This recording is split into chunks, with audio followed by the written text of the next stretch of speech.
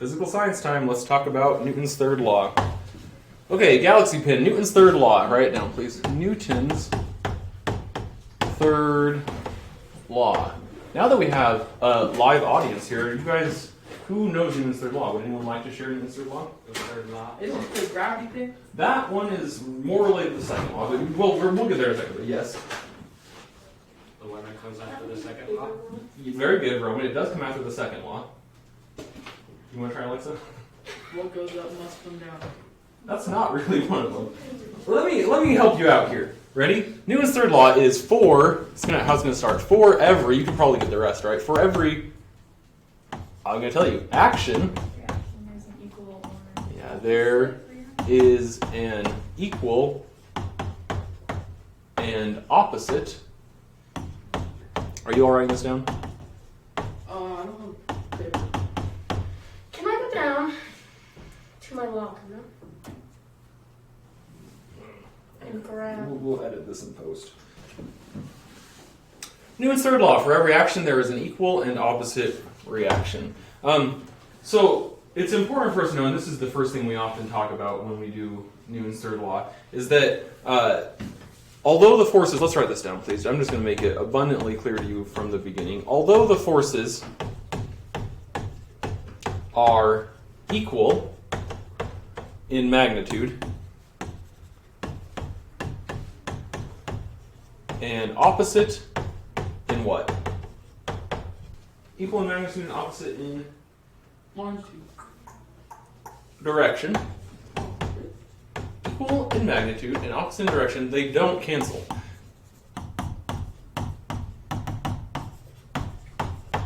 What? That's something weird happened there. They don't cancel, and you need to underline that bit. They don't cancel. It's extremely important that you know they don't cancel. Because we talked about at the end of Newton's first law when we were talking about it, we talked about net forces on an object, right? And we said that if an object has the same force acting on it from two different ways, it's the same magnitude of force that they would cancel. You remember that? That's called that balanced forces. Do you remember balanced forces? Yeah, no net force, right? Which meant the object's motion wasn't changing. But in this case, we just wrote down that they don't cancel. So what's going on here? Well, let's find out. So in the case of, erase, clear canvas. In the case, oh, I'm sorry.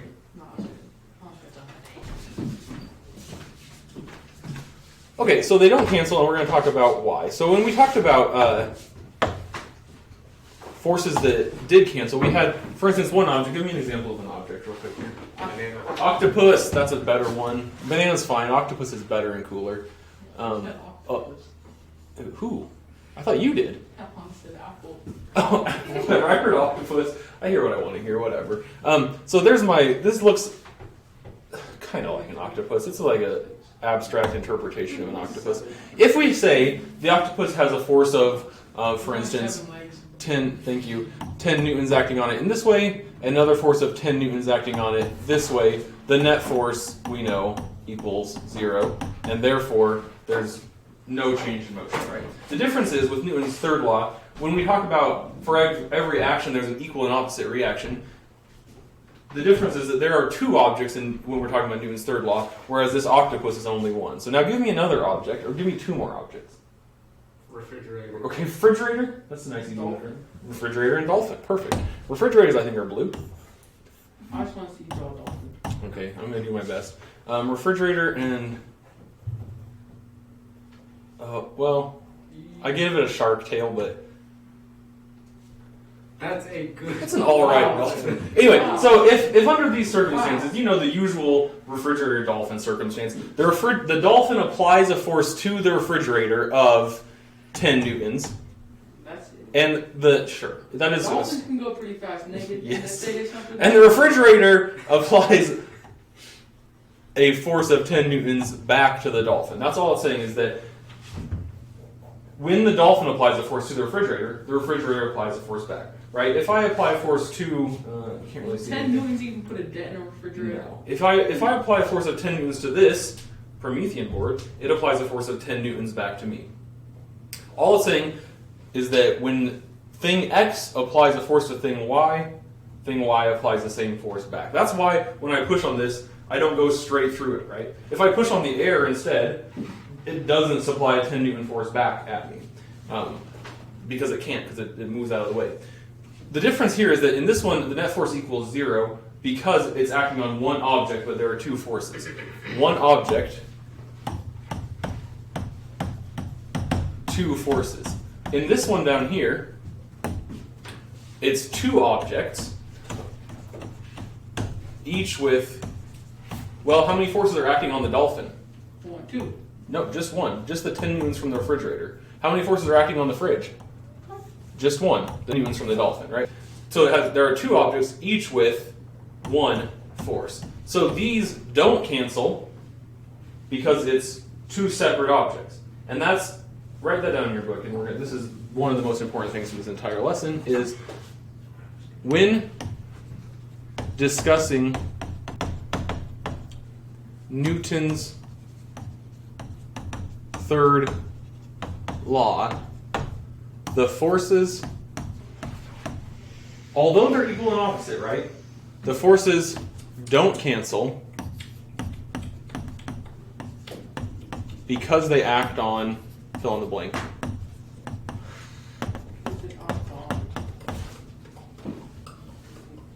Because they act on what? What's different? Because they act on different objects, right? They act on each other, like I said. They act on separate, spell the word separate correctly, S-E-P-R-A-T, separate objects. That is right. Everyone thinks it's wrong, but it isn't. Google it right now. I dare you, Google it. Separate. You think it's spelled S-E-P-E-R-A-T-E, but it is not. I guarantee you this is right, and you're going to remember it forever because I pointed at you. Mitchell, you have detention. Okay. So, a word, I'm going to move on now.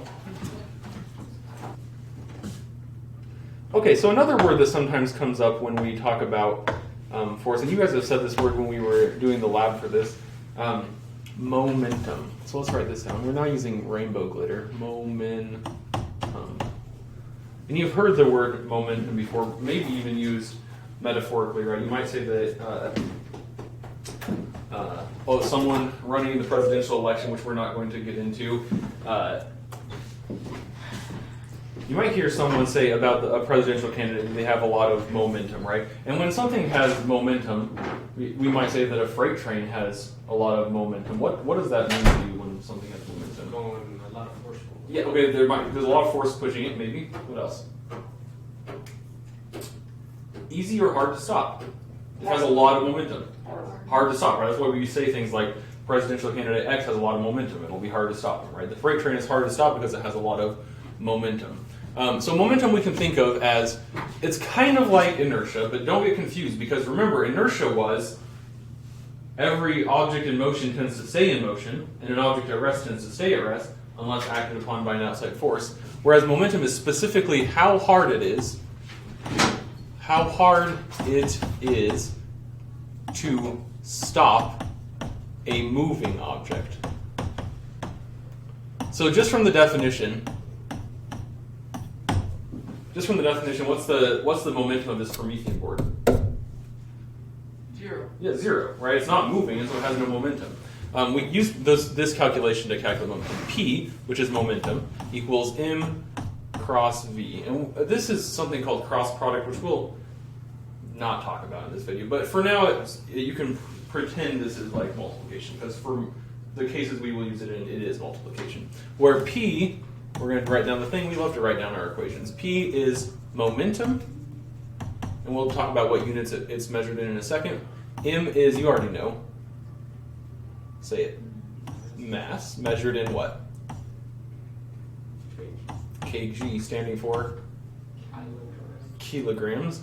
And V, we should have an arrow over our V, sorry, is what? Velocity. Measured in, what's our unit for square? Almost, try again. Meters per second, just meters per second. Remember, meters per second squared is acceleration. So if Wait, what is momentum? the unit is measured in, we're gonna get there. So if our equation is m times v, and m is measured in kilograms, and v is measured in meters per second. Well, what's our unit for momentum going to be? It's just kilograms times meter per second. Kilogram times meters per second. Easy unit.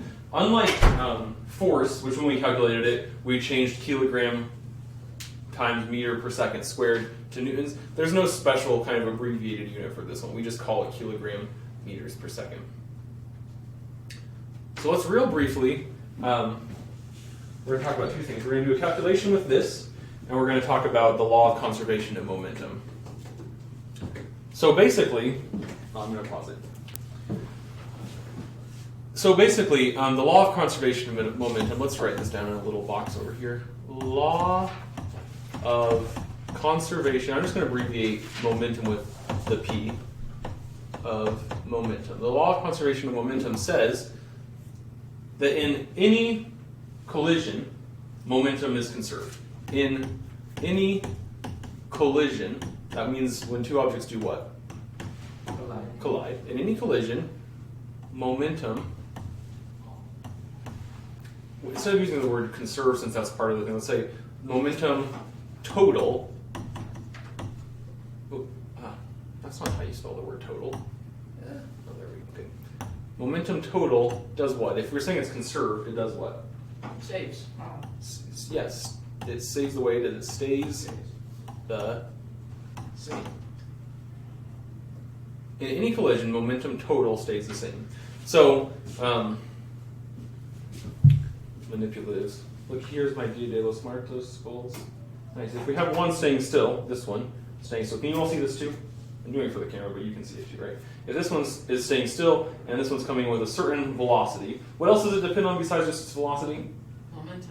Well, we're talking about momentum, which depends on velocity and what other thing? Mass. These things have the same mass, right? They're very similar. So this has a certain mass, and it has a velocity of, it's staying still, so it has a velocity of 0, right?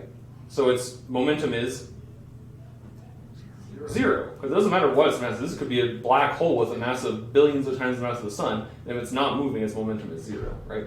So this one has 0 momentum. This one has a certain velocity x, so its momentum is m times x, right? Or we could say it has a velocity v, m times v. When they collide, they just switch, right? Have you ever seen pool? When the one ball, if someone hits it really well, when the one ball hits the other, this one goes and the first one stops, right? Altogether, the momentum is conserved. It stays the same. If they're both coming in together, let me move this way. If they're both coming in together, what's going to happen?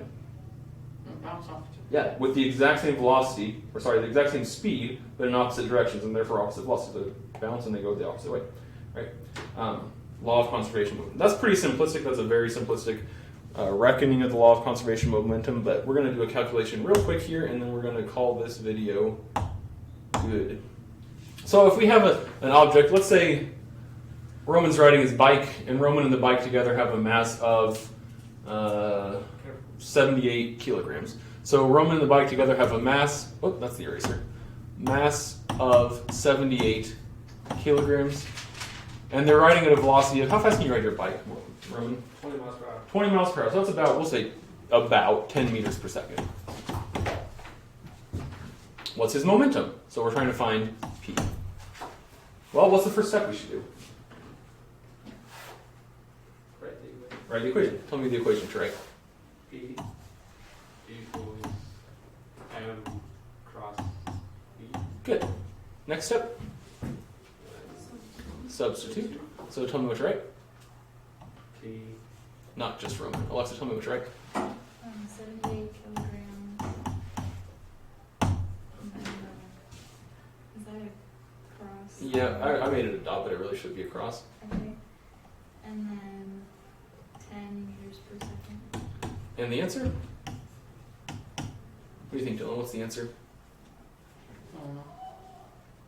Alexa? Or sorry, were you still thinking, Dylan? I thought you said it. No, I thought you said, what's that? No. Yeah, what's the answer? Oh, okay. Alexa, what's the answer? 780 780 what? kilograms times meters per second. Yep, kilogram meter per second. Bye.